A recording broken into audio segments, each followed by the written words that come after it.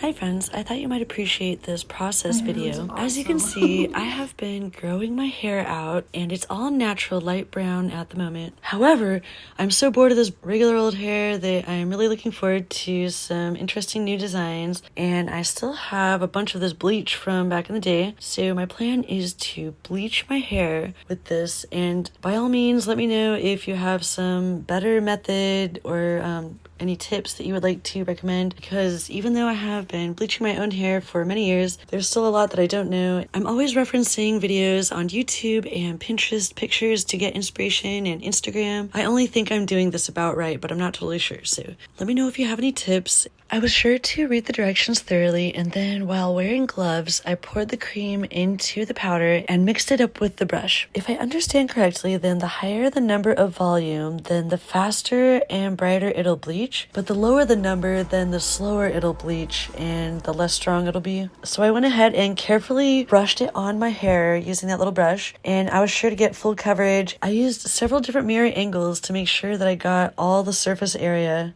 because I did not want patchy bleached hair. After all was said and done, it was still super yellow, so I did a second round of the bleach, and that seemed to get it a better blonde, and I liked it a little bit better after that. But I didn't want to do too many rounds of bleach because I was trying not to completely destroy my freshly grown out hair. I watched some tutorials on how to get some cute pixie haircut styles. This one particular video had some tips on what to go for in order to look cute.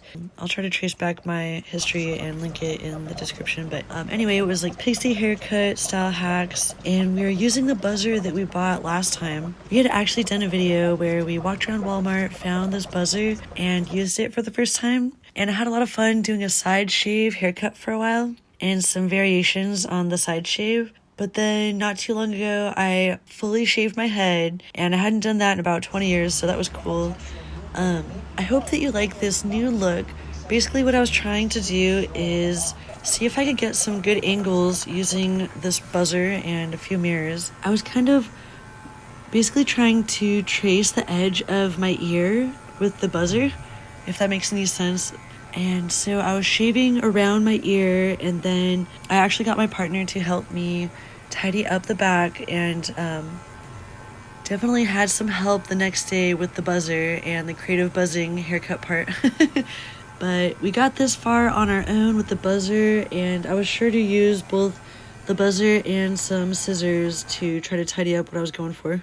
One of my friends has a mirror in her bathroom, and it folds out on either side, so it's one of those like 3 sectional mirrors, and then directly behind that mirror on a door is another mirror. So I thought that was really cool, like a 3-part mirror with hinges so that you can see the sides and the front, but then the mirror from the back can show you the whole entire back of your head. But since I don't exactly have that luxury, I have a similar luxury where I've got a big mirror behind me and then this small mirror, but then my one hand is like totally busy holding that one mirror. So of course there's other workarounds for this kind of scenario, but I was just kind of winging it. And I would just say that if you're going to try to do your hair like this, then just please be careful not to get it in your eyes. And that's one risk in holding a mirror, is that not having both hands free, it can open your it could lead to some other problems like dripping dye on your face or something like that. Basically what I did was I put turquoise and blue, purple. I was trying to make it look awesome. So I was also trying not to grind it into my scalp too much. I was definitely trying to get it up to the roots, and especially when I was bleaching it, I was trying not to get it on my skin too much. But the dye here isn't as damaging to the skin. Whether it's bleach or dye, definitely want to do them one at a time, as far as I know. I would definitely recommend wiping off any excess product that winds up on your forehead, and some people might recommend doing something like putting lotion around the edge of your face, like right around the edge of your hairline.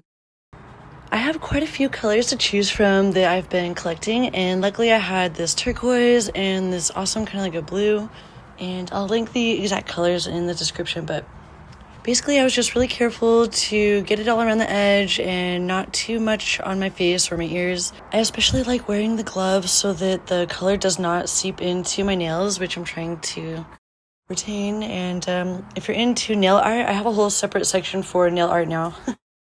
Self-care has been inspiring, especially when it comes to decorating nails and hair, but also learning more about what makes your hair and nails healthy and how to maintain your health and wellness into even my age.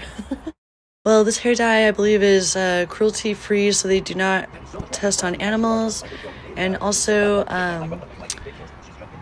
yeah, I feel like it does minimal damage to the hair, and I hope you like it. My hair looks awesome.